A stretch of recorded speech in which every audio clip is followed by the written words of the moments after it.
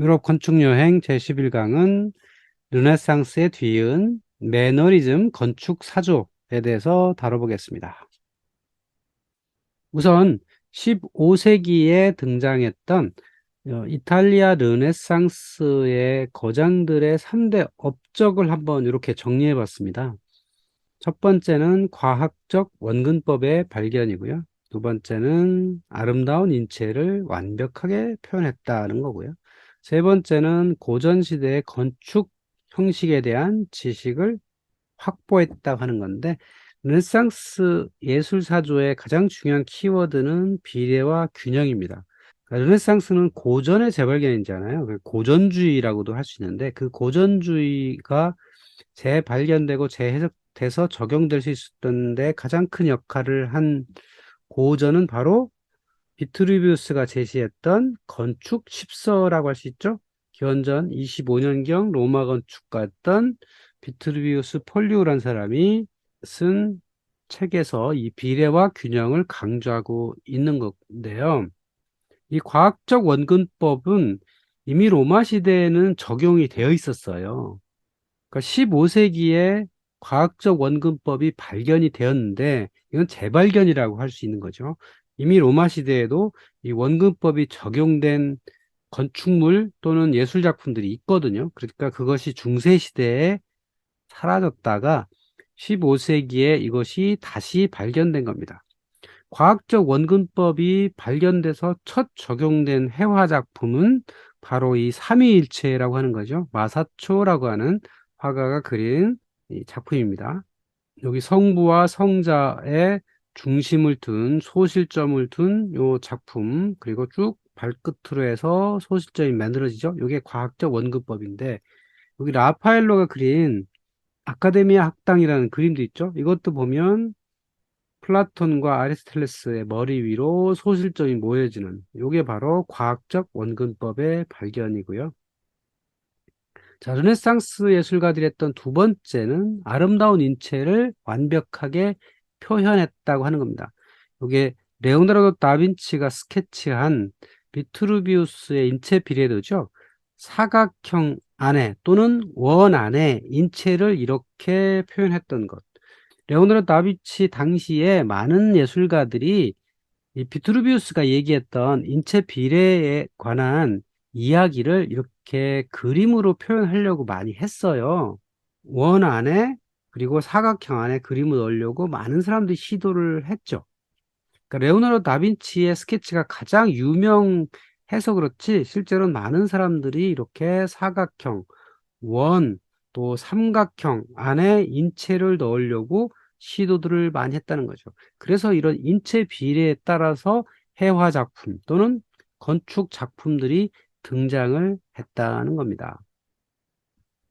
자, 세 번째는 고전시대 건축 형식에 대한 지식을 확보했다고 하는 거죠. 그 오더 형식 있잖아요. 오더. 5가지가 있었죠. 토스카나식, 노리스식, 이오니아식, 코린트식, 그리고 복합식이 있었죠. 자, 이런 오더 형식도 비트루비우스의 건축 십서에 의하면 텍스트로 이제 설명이 되고 있었단 말이죠. 이것을 실제로 구현하는 작업을 15세기 르네상스의 예술가들이 만들어낸 거죠. 고대 로마의 건축물에는 그런 것들이 실제로 구현이 돼 있었거든요. 그것을 재발견했다. 고전주의가 부활했다라고 하는 게 결국은 르네상스라고 할 수가 있겠죠. 그러니까 바로 비투르비우스의 건축 십서라고 한 텍스트에서 또는 로마 유적의 폐허에서 고전시대의 건축 형식에 대한 지식을 확보할 수 있었다고 하는 거죠. 자, 그러면 이 르네상스라고 하는 예술 사조가 15세기 내내 피렌체와 로마 그리고 베네치아 지역에서 활발하게 퍼졌고 그게 예술로서 건축으로서 조각품으로서 등장을 했는데 15세기 말 아니면 16세기로 넘어가면서부터 새로운 사조가 등장을 합니다. 그것을 매너리즘이라고 표현합니다. 자, 매너리즘이 등장하게 된 원인을 보면 3가지로 들 수가 있어요. 첫 번째는 종교개혁이라는 게 있습니다. 자, 종교개혁은 1517년에 마르틴 루터로부터 촉발되어서 1580년까지 지속이 되죠. 유럽 사회를 완전하게 바꾸는 아주 거대한 물결이 종교개혁이었죠. 자, 두 번째는 이탈리아에 대한 주도권 전쟁이 있었습니다.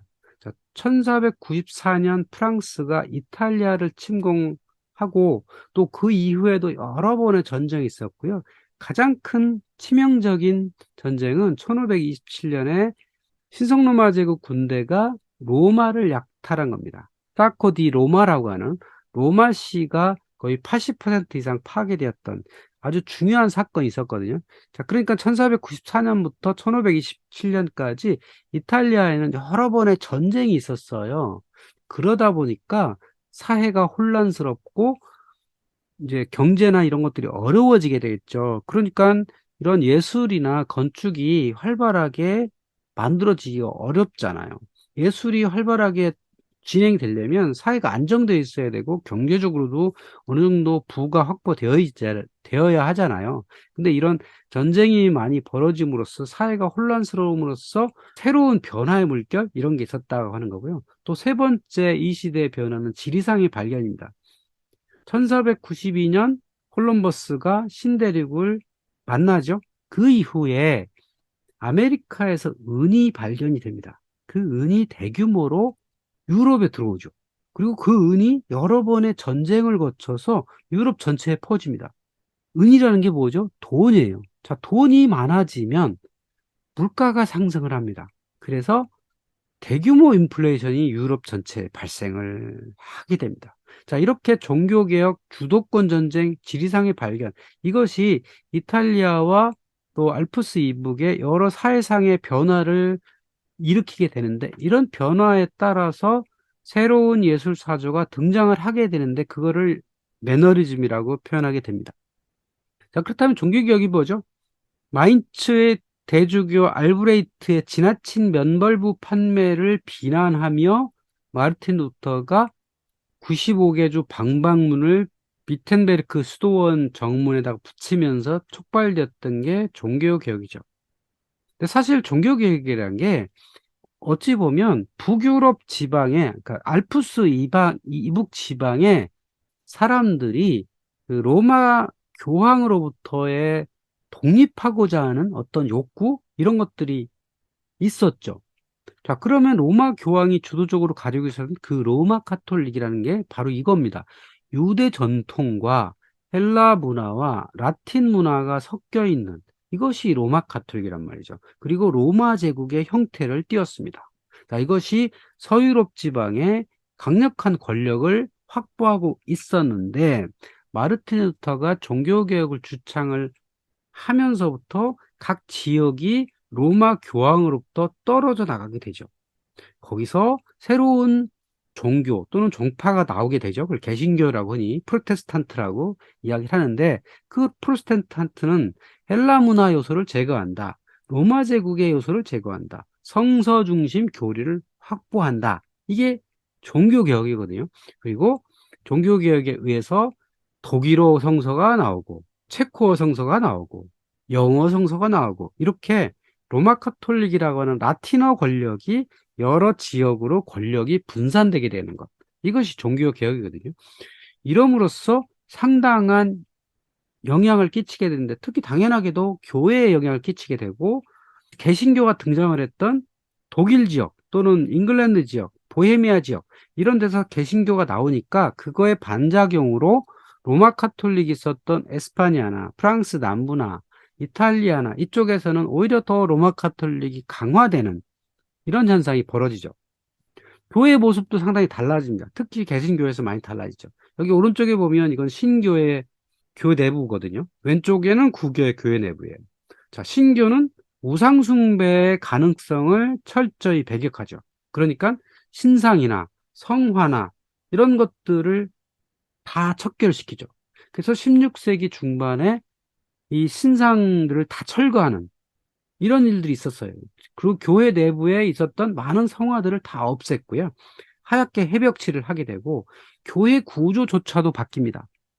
구교권에서 교회는 라틴 크로스, 동서로 길게 늘어진 이렇게 바실리카 형태의 이런 교회였다면 신교에서는 중앙 집중형이 되죠. 자, 신교에서 가장 중요한 건 설교예요. 자, 설교를 하려면 여기 설교단을 중심으로 이렇게 민중들이 앉아 있는, 그러니까 거의 정사각형 형태 아니면 극장 형태의 교회가 만들어지잖아요. 그러니까 요 구교에 있었던 교회와 신교 교회는 기본적으로 구조가 달라질 수밖에 없다. 그리고 내부적으로 이렇게 디자인도 상당히 달라지더라. 재단화가 사라지더라. 그림 같은 거 다 사라지기 때문에 완전히 다른 문화로 바뀌게 되더라. 이게 16세기의 종교개혁의 영향이죠.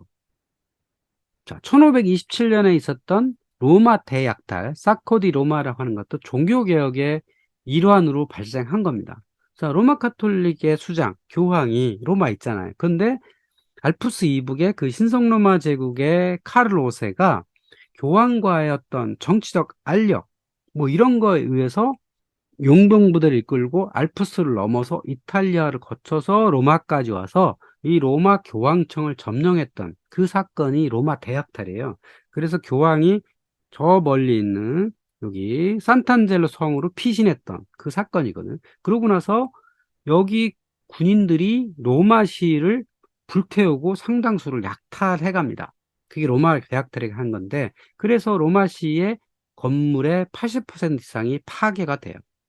그래서 로마시는 완전히 분위기가 바뀌고, 이것이 르네상스 건축 분위기에, 르네상스 예술 문화에도 상당한 영향을 끼치게 되죠. 예술가들이 활약할 수가 없게 됩니다.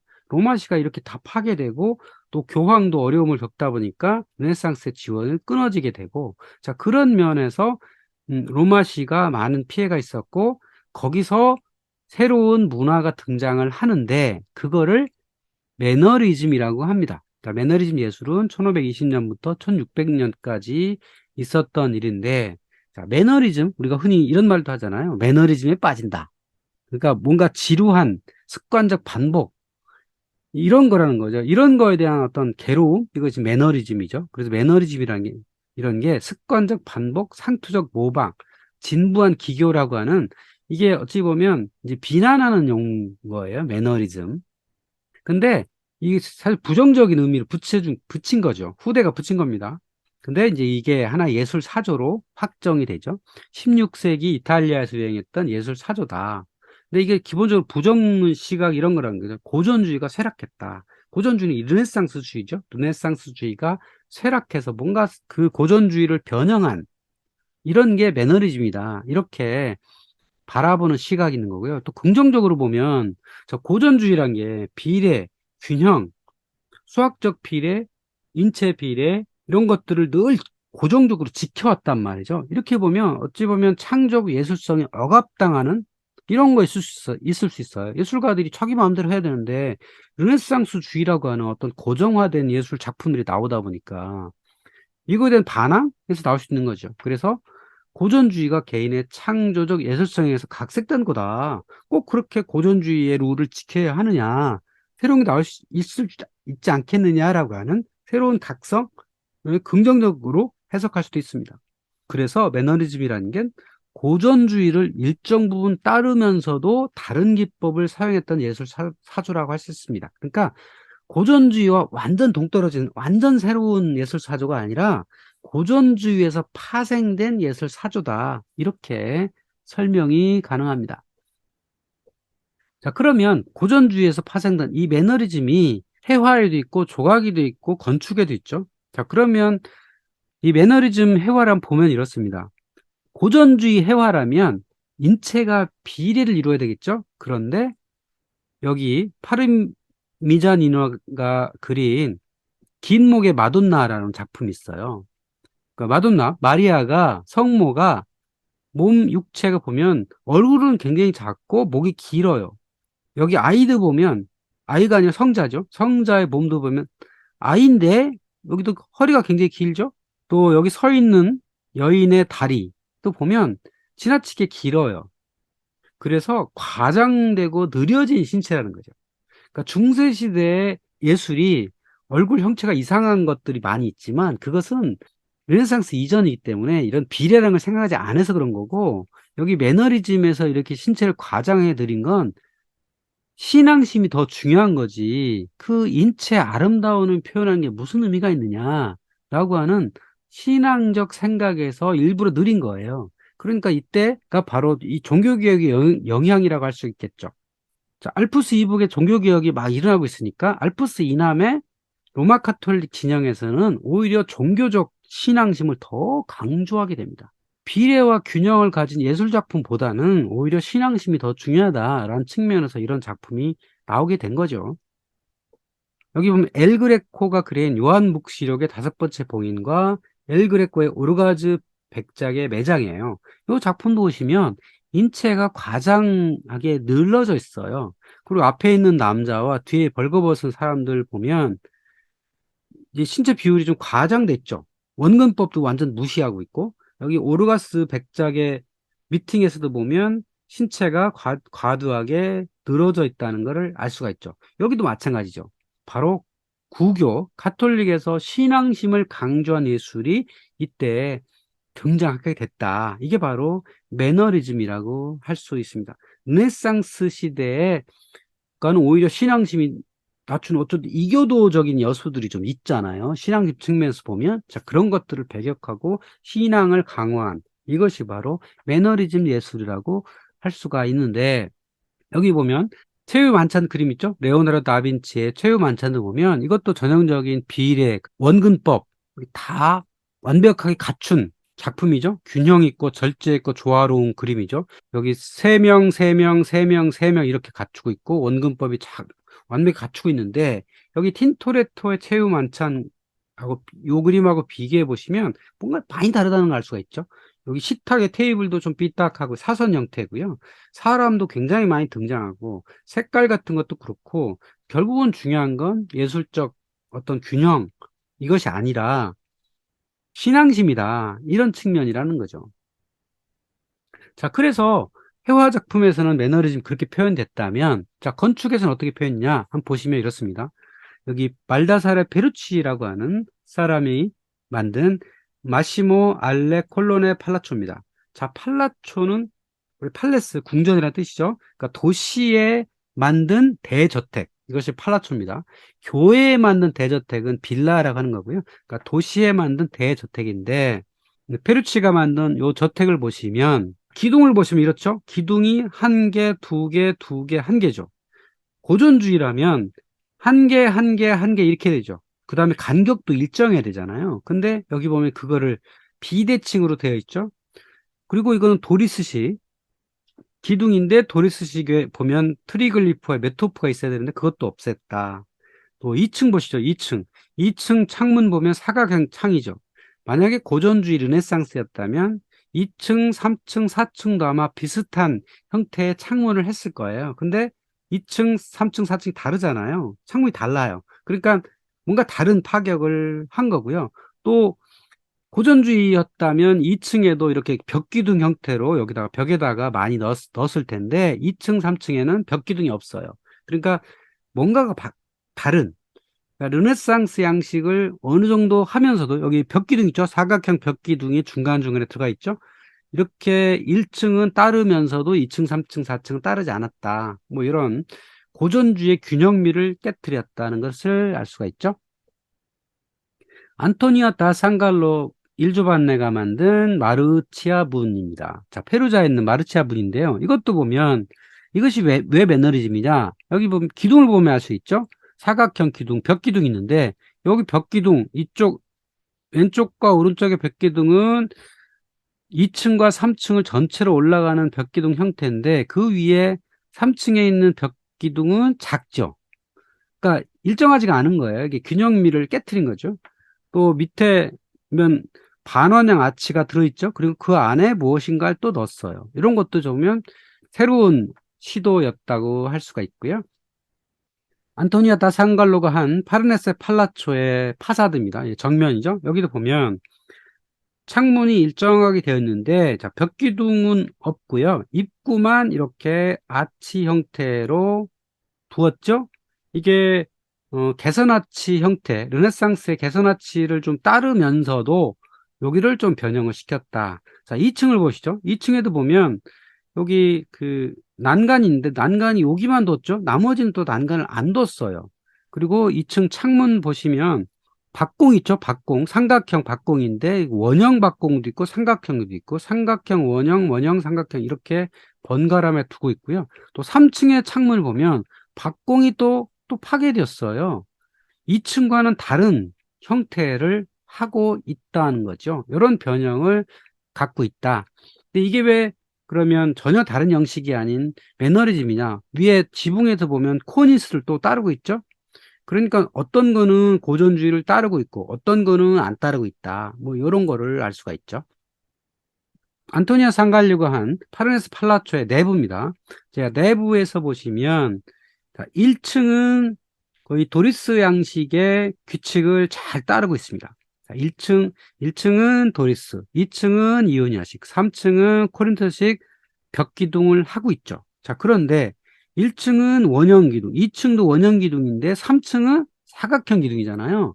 자, 이것도 보면 고전주의였다면 원형 기둥을 했으면 전부 다 원형 기둥을 했을 텐데 3층은 좀 바꿨습니다.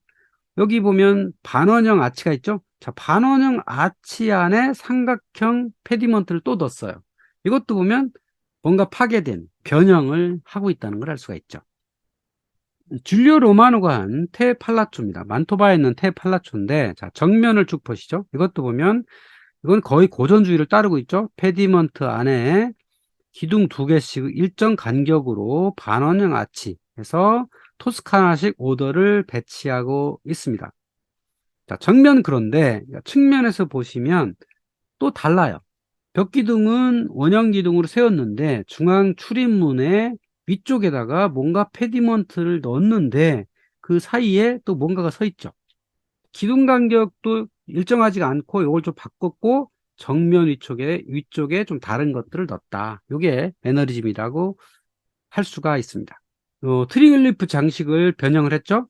자, 도리스식 주도 위에는 세 줄 된 트리글리프, 그 사이에 메토프가 들어가죠. 이게 도리스식의 기본적인 원칙이잖아요. 근데 여기 보면 트리글리프가 밑으로 내려왔어요. 여기도 보면 내려왔죠. 여기도 내려왔고, 요거는 원래 고전주의는 없던 건데 요런 트리글리프를 하나씩 하나씩 내려서 했다라고 하는 거를 만날 수가 있죠. 그리고 메토프의 내용은 보통 신화나 성서에 있는 장면들을 조각해 넣었거든요. 근데 여기는 사자 얼굴 같은 거를 그냥 넣었어요. 그리고 다 똑같아. 원래는 여기에 신화에 나온 뭐 이야기나 성서에 나온 이야기를 좀 다르게 쭉 베토프에 넣는 게 일반적인 고전주의에서 방식이거든요. 근데 여기는 그렇지 않았다라고 하는 거고요.